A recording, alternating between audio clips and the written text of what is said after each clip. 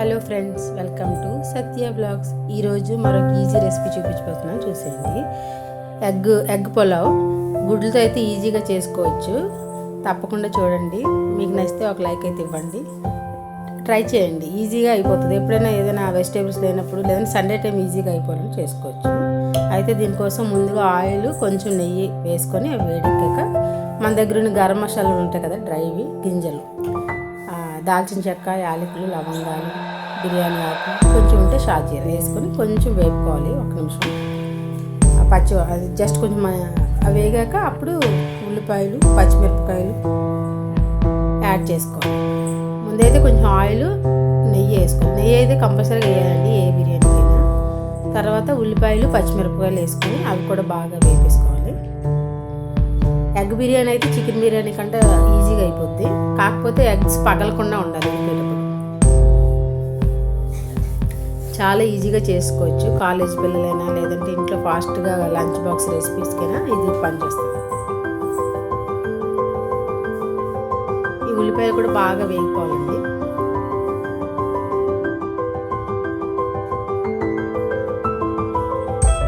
ఒక 2-3 మినిట్స్లో వేగిపోతుంది. ఆయిల్ వేడిగానే ఉంటుంది కాబట్టి.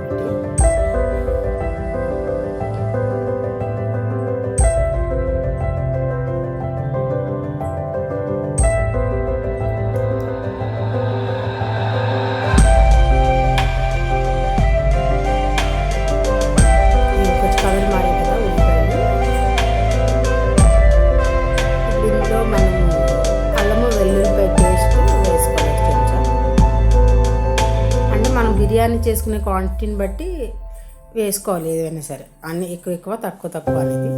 ఇది కూడా ఇందులో ఒక పెద్ద చెంచా అల్లం వెల్లుల్లిపాయ పేస్ట్ వేస్తున్నాను. ఇది కూడా కొంచెం పచ్చివాసన పోయే వరకు వేయించుకొని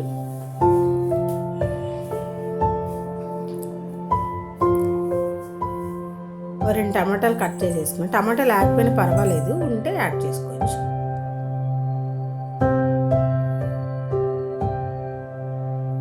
నార్మల్ రైస్తోనే చేసుకోవచ్చండి. ఇదైతే ఎగ్ బిర్యానీ చాలా బాగుంటుంది.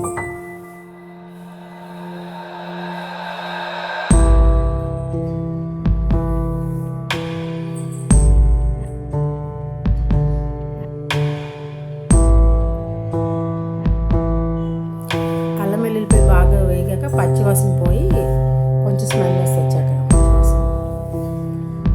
అప్పుడు టమాటాలు యాడ్ చేసుకోవాలి.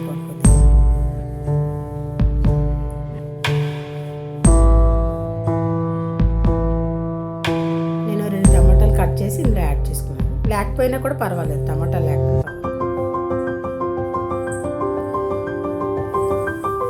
టమాటాలు కొంచెం మగ్గిపోతుంది కదా, అప్పుడు మనం ఎగ్స్ యాడ్ చేసుకోవాలి. ఉప్పు, కారం అన్నీ యాడ్ చేసుకోవాలి.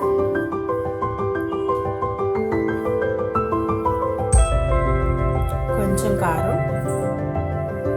నార్మల్గా చికెన్ బిర్యానీలో అయితే కారం అయ్యే అవసరం లేదు, మనం ఆల్రెడీ చికెన్ మ్యారినేట్ చేస్తాం.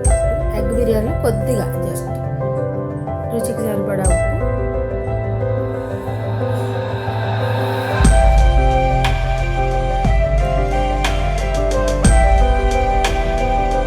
కొంచెం గరం మసాలా, ఏదైనా పర్వాలేదు. చికెన్ మసాలా ఏమైనా వేసుకోవచ్చు, లేదా మన ఇంట్లో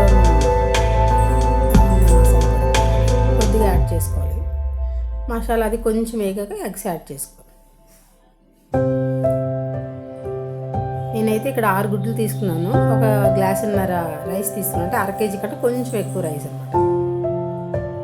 గుడ్లు అస్సలు పగలకూడదండి. పగిలితే ఏంటంటే ఆ చందమామ అనేది బయటకు వచ్చేస్తుంది. పగలకుండా ఉడికేటప్పుడు చూసుకోవాలి. గుడ్లు ఉడికేటప్పుడు కొద్దిగా ఎక్కువ ఉప్పేసి ఉడికేస్తే అవి పగలకుండా ఉడుకుతాయి.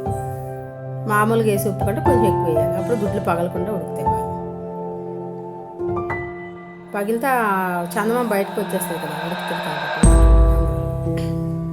ఇప్పుడు 2 నిమిషాలు మూత పెట్టి మసాలా పట్టనివ్వాలి. ఇప్పుడేమో గ్లాసున్నర రైస్ని నానబెట్టుకున్నాను. మామూలు రైసే కాబట్టి ఒక 5 నిమిషాలు నానబెట్టుకుంటే సరిపోతుంది.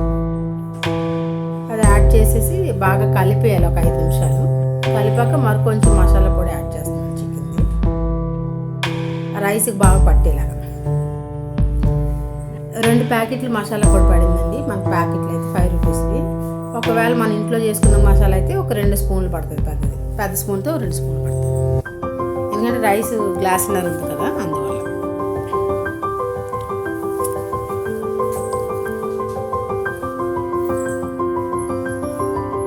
మసాలా బాగా పట్టివ్వాలి రైస్కి. ఒక 5 నిమిషాలు మూత పెట్టేసి సిమ్లో పెట్టేస్తే చక్కగా పట్టేస్తుంది రైస్కి మసాలా అంతా. కానీ ఈజీగానే అయిపోతుంది. ఇప్పుడైతే 2 గ్లాసున్నర రైస్ కదా, 3 గ్లాసులు వాటర్ యాడ్ చేసుకోవాలి. అంతే, ఇంకా ఉడికిపోతుంది.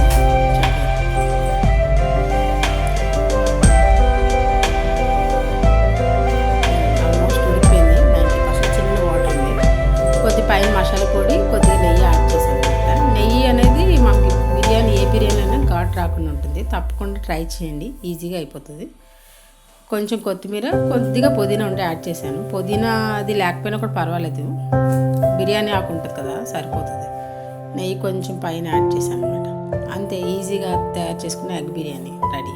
ఫాస్ట్గా అయిపోద్దండి లంచ్ బాక్స్లోకి. తప్పకుండా ట్రై చేయండి. మీకు నచ్చితే లైక్ చేయండి, షేర్ చేయండి, సబ్స్క్రైబ్ చేసుకోవడం మర్చిపోవద్దు. Thank you for watching.